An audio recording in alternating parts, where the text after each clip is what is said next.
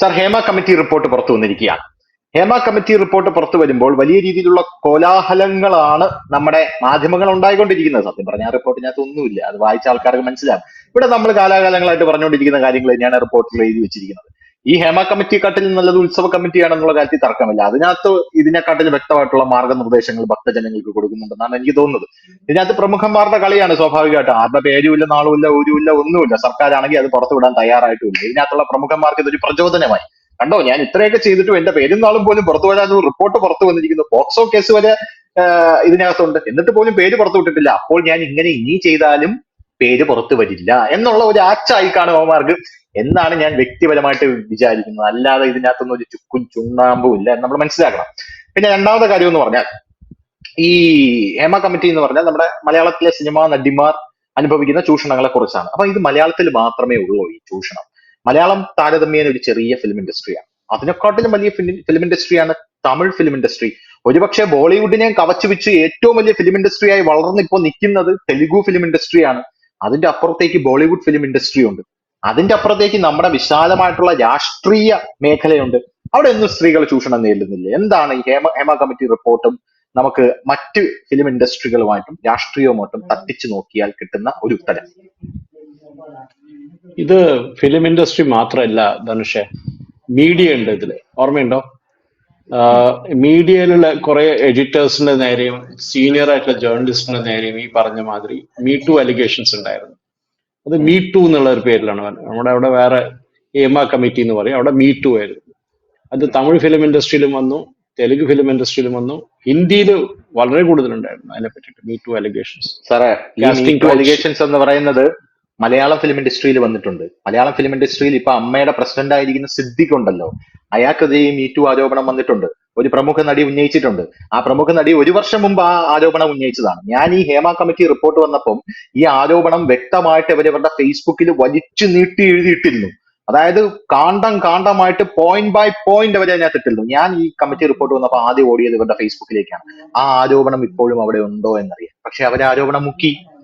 നട്ടലില്ലാത്ത നടി. അവരെ വേറൊന്നും ഞാൻ പറയുന്നില്ല, സീരിയസ്ലി ഞാൻ പറയുന്നില്ല. രണ്ടാമത് അലൻസിയർ മീറ്റു ഉണ്ടായിരുന്നു. കമൽ എന്ന് പറയുന്ന ഇവിടെയുള്ള കമ്മ്യൂണിസ്റ്റുകാരുടെ സ്വന്തം ആൾക്കെതിരെ ബലാത്സംഗം, എന്നെ ഇയാൾ ബലാത്സംഗം ചെയ്തു, ഫ്ളാറ്റിൽ വിളിച്ചു വരുത്തി എന്ന് പറഞ്ഞ് തെളിവ് സഹിതം ഒരു യുവതി രംഗത്തെത്തിയതാണ്.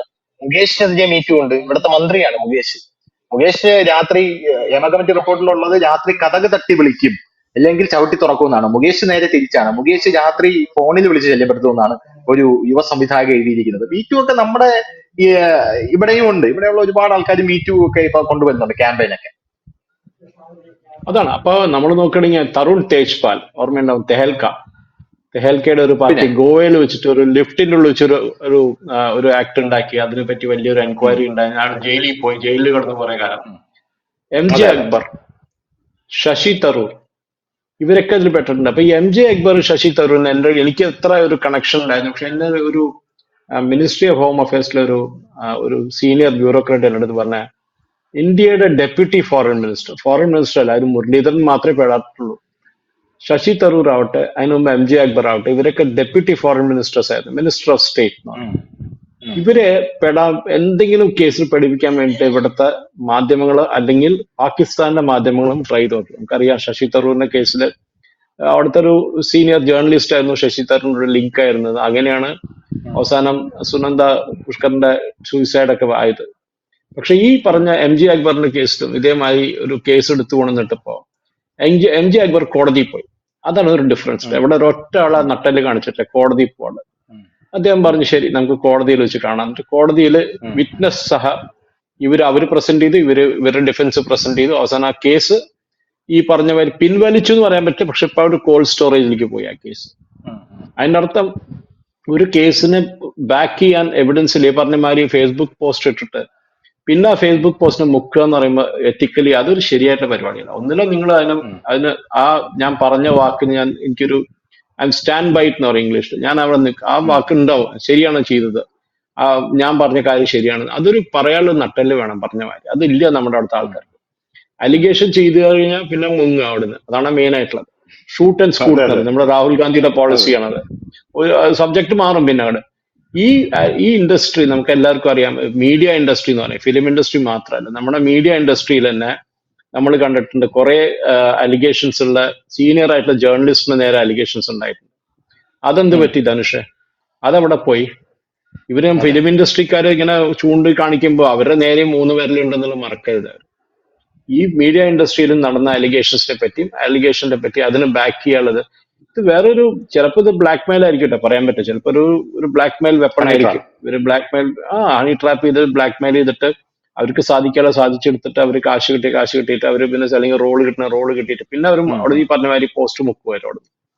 പക്ഷെ നമ്മുടെ ഈ പർട്ടിക്കുലർ കേസ് ഹിന്ദി ഫിലിം ഇൻഡസ്ട്രിയിൽ നമ്മൾ കണ്ടത്. ഇത് മാത്രമല്ല, ഹിന്ദി ഫിലിം ഇൻഡസ്ട്രിയിൽ ഒരു കാലത്ത് ഫൈനാൻസിങ് വന്നത് മൊത്തം ദുബായിൽ നിന്നായിരുന്നു. പണ്ട് ഒരു ആക്ട്രസ്, പേര് പറയണോ വേണ്ട പറഞ്ഞോ, മന്ദാക്കിനി എന്ന് പറഞ്ഞൊരു ആക്ട്രസ് ഉണ്ടായിരുന്നു. വലിയൊരു കോൺട്രവേഴ്സി ആയിരുന്നു അവരൊരു സിനിമയിൽ എടുത്തപ്പോൾ. അത് കഴിഞ്ഞ് പിന്നെ അവർ അഡ്രസ് ഇല്ലാണ്ട് പോയിട്ടോ ആ സിനിമയിൽ നിന്ന് കഴിഞ്ഞിട്ട്. ഐ തിങ്ക് റാം തേരി ഗംഗാമൈലി എന്തായാലും സിനിമയുടെ പേര്. അത് ഫൈനാൻസ് ചെയ്ത കംപ്ലീറ്റ് ഡി ഗാങ് ആണ് ദുബായിൽ നിന്ന് കംപ്ലീറ്റ് ആയിട്ട്. ഹിന്ദി ഫിലിം ഇൻഡസ്ട്രി നമുക്കറിയാം. ഈ ഹിന്ദി ഫിലിം ഇൻഡസ്ട്രിയിലെ പരസ്യങ്ങളിൽ ആക്ട് ചെയ്യുന്ന ആക്ടേഴ്സ്, അവർ പരസ്യം ചെയ്യുന്ന ചില ഗുഡ്ക കമ്പനികളുണ്ട്. ധനുഷ് കണ്ടിട്ടുണ്ടാവും. നമ്മളൊക്കെ വിചാരിക്കും ഇവർ ഈ ഗുഡ്ക കമ്പനിക്ക് വേണ്ടി എന്തിനാ? ബിക്കോസ് ഈ ഗുഡ്ക ബിസിനസ് റൺ ചെയ്യണത് ദുബായിൽ നിന്നാണ്. അപ്പൊ അവര് ഡിസൈഡ് ചെയ്യും ആരാണ് ഇതിൽ ആക്ട് ചെയ്യേണ്ടത്, ആരായിരിക്കും ഹീറോ, ആരായിരിക്കും ഹീറോയിൻ. ഡിസ്ട്രിബ്യൂഷൻ നെറ്റ്, അതാണ് ഏറ്റവും വലിയ കാശുണ്ടാക്കുന്ന പരിപാടി. ഡിസ്ട്രിബ്യൂഷന്റെ ആരായിരിക്കും ഡിസ്ട്രിബ്യൂഷൻ ഹാൻഡിൽ ചെയ്യാൻ പോണത്. മ്യൂസിക് ആരാ ചെയ്യും? നമുക്കറിയാം ഗുൽഷൻ കുമാറിനെ ഒരിക്കൽ കൊന്നതാണ്. ഗുൽഷൻ കുമാറിനെ കൊന്നപ്പോൾ നമുക്കറിയാം വലിയൊരു കോൺട്രവേഴ്സി ആയിരുന്നു അത്. അതൊരു ഈ പറഞ്ഞ മാതിരി ഒരു ബോളിവുഡിന്റെ ഒരു നെക്സസ് ആയിരുന്നു. ഗുൽഷൻ കുമാർ ആയിരുന്നു നമ്പർ 1 ടി സീരീസിന്റെ ഓണർ ആയിരുന്നു. അദ്ദേഹം ഈ പറഞ്ഞ മാതിരി മ്യൂസിക്കില് ഡിസൈഡ് ചെയ്യും റൈറ്റ്സ്, മ്യൂസിക് റൈറ്റ്സ് അന്ന് വലിയ റൈറ്റ്സ് ആയിരുന്നു. ഇപ്പൊ ഇല്ല, ബിക്കോസ് ഇപ്പൊ ആരും പാട്ട് കേൾക്കുന്നില്ല, പാട്ട് കേട്ടാലും ഓർമ്മ വരില്ല പാട്ട് എന്തായിരുന്നു തോന്നുന്നു. അപ്പൊ മ്യൂസിക് റൈറ്റ്സ് കിട്ടാൻ വേണ്ടിയിട്ടാണ് ഗുൽഷൻ കുമാറിനെ ഡി ഗാങ് അപ്രോച്ച് ചെയ്തത്, ദാവൂദ് ഗാങ്. അദ്ദേഹം കൊടുക്കില്ല എന്ന് പറഞ്ഞു. അങ്ങനെ അദ്ദേഹത്തിനെ കൊന്നു.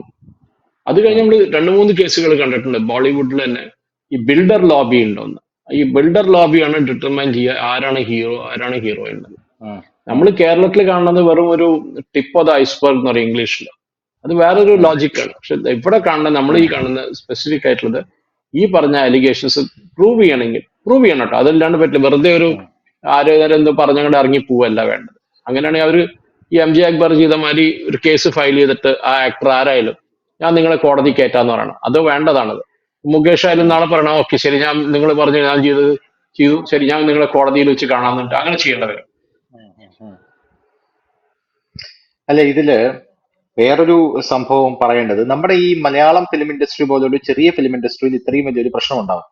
അപ്പോ ഈ സ്ത്രീകൾക്ക് സുരക്ഷിതത്വം ഇല്ല എന്ന് പറഞ്ഞു. വെൻ കംസ് ടു ബോളിവുഡ് അല്ലെങ്കിൽ മറ്റു ഫിലിം ഇൻഡസ്ട്രികളിലേക്ക് വരുമ്പോൾ ഈ കൾച്ചർ കൂടെ മാറുകയാണ്.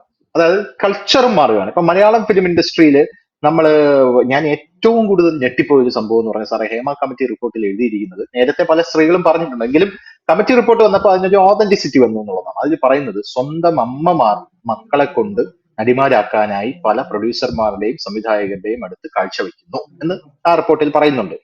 അപ്പൊ ഇങ്ങനത്തെ സംഭവങ്ങളുണ്ട്. പിന്നെ ഈ ഇതിൽ വരുമ്പോ ഈ ബോളിവുഡിലേക്കൊക്കെ വരുമ്പോൾ അവിടുത്തെ കൾച്ചർ കുറച്ച് വ്യത്യസ്തമാണെന്ന് പറഞ്ഞു കഴിഞ്ഞാൽ, ഞാനിപ്പോ കോഫി വിത്ത് കരൺ എന്ന് പറഞ്ഞ പരിപാടിയൊക്കെ കണ്ടുകൊണ്ടിരിക്കുമ്പോൾ അതിനകത്ത് വരുന്ന ടോക്കുകളും സംസാരങ്ങളും എല്ലാം എന്ന് പറഞ്ഞാൽ, ഇപ്പോ പല ദമ്പതിമാരും വന്നിരുന്ന് അവരുടെ പാസ്റ്റ് റിലേഷൻഷിപ്പ് പറയും. അതിനകത്ത് ഈവൻ സെക്ഷൽ റിലേഷൻഷിപ്പ് പോലും ഉണ്ടാവും. അത് ഇയാൾക്ക് പ്രശ്നമില്ല, ഇയാൾക്ക് പല ബന്ധങ്ങളും ഉണ്ടായിരിക്കും, അത് അവർക്ക് പ്രശ്നമില്ല. അങ്ങനത്തെ രീതിയിലൊക്കെ കാര്യങ്ങൾ ഇങ്ങനെ പോകുന്നതായിട്ട് നമുക്ക് കാണാനായിട്ട് സാധിക്കും. ഇപ്പൊ നമ്മുടെ എന്താ പറയാ, ഈ ഇടയ്ക്ക് ഞാനൊരു വാർത്ത വായിച്ചത് അമിതാഭ് ബച്ചന്റെ പഴയ കാമുകിയുടെ ബന്ധം പൊക്കിയ ജയാ ബച്ചന്റെ കഥയാണ്. അങ്ങനെയുള്ള സംഭവങ്ങളുണ്ട്. അപ്പൊ അത്തരത്തിലുള്ള ചൂഷണങ്ങൾക്ക് പുറമെ ഈ സ്വന്തം ഫിലിം ഇൻഡസ്ട്രി, അതായത് ബോളിവുഡ് ഫിലിം ഇൻഡസ്ട്രിയിലെ കുടുംബ ജീവിതങ്ങൾ പോലും കുത്തഴിഞ്ഞു കിടക്കുകയാണെന്നാണോ ഈ ബോളിവുഡ് ഫിലിം ഇൻഡസ്ട്രി സൂചിപ്പിക്കുന്നത് പലപ്പോഴും? ബോളിവുഡ് ഞാൻ ഒരു ലെവൽ ഓഫ് സോഫിസ്റ്റിക്കേഷൻ വേറെയാണ് അവിടെ. അതാണ് ഒരു ഡിഫറൻസ്. നമ്മുടെ അവിടെ ഒരു കെന്റിൽ കിടക്കുന്ന തവളയുടെ മാതിരിയാണ് അവിടുത്തെ കേസ്.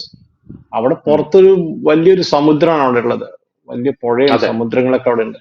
കളിക്കുന്ന വലിയൊരു തിമിംഗിളാണ് അവിടെ കിടന്ന് കളിക്കുന്നത്. ഇപ്പൊ ബോളിവുഡ് ഫിലിം ഇൻഡസ്ട്രിയിൽ ഇത് അവിടെ നോക്കണ വേറെ ഒന്നല്ല, അവരെ കമേഴ്ഷ്യൽ സക്സസ് ആണ് നോക്കുക. ഹീറോ ഹീറോയിന്റെ പൈസ ആരിറക്കും, അതിന് ഫണ്ട് ചെയ്യാൻ ആരെ കിട്ടും എന്നുള്ളതാണ് മെയിൻ ആയിട്ട്. കാസ്റ്റിംഗ് കൗച്ച് ഇല്ല എന്ന് പറഞ്ഞിട്ട് സുശാന്ത് രാജ്പൂത്തിന്റെ കേസിൽ നമ്മൾ കണ്ടിരുന്നു. സുശാന്ത് രാജ്പൂത്ത് കുറെ അലിഗേഷൻസ് ചെയ്തായിരുന്നു. അതാണ് അദ്ദേഹത്തെ തട്ടിയത്, അദ്ദേഹം സൂയിസൈഡ് ചെയ്തു എന്ന് പറയുന്നത്. അതേമാതിരി കുറെ ഹീറോയിൻസ് നമ്മൾ കണ്ടിട്ടുണ്ട് സൂയിസൈഡ് ചെയ്തിട്ടുണ്ട്.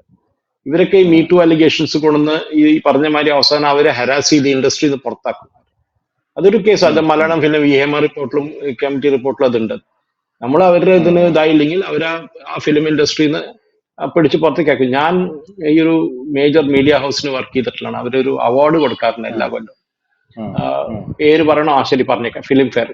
അപ്പൊ ഞാൻ ടൈംസ് ഓഫ് ഇന്ത്യ അതെ. ഗ്രൂപ്പിൽ 18 കൊല്ലം വർക്ക് ചെയ്തത്. അപ്പൊ ഈ ഉം, ഫിലിം ഫെയർ അവാർഡ്, ഈ അവാർഡാണ് ഏറ്റവും വലിയൊരു നെക്സസ് ഇതിന്റെ. ഒരു കൊല്ലം ഉം, ഒരാൾക്ക് കൊടുത്തു കഴിഞ്ഞാൽ മോഹൻലാലിന് കൊടുത്ത് അടുത്ത കൊല്ലം മമ്മൂട്ടിക്ക് കൊടുക്കും, മൂന്നാമത്തെ കൊല്ലം ഉം, ദുൽഖർ സൽമാനിന് കൊടുക്കും, നാലാമത്തെ കൊല്ലം ഉം, ദിലീപിന് കൊടുക്കും. ഇപ്പോഴാണ് പിന്നെയും വലിയ ഹീറോസിനെ മാറ്റിയിട്ട് ചെറിയ ഹീറോസിന്റെ ഒരു സിറ്റുവേഷനിലേക്ക് വരുന്നത്.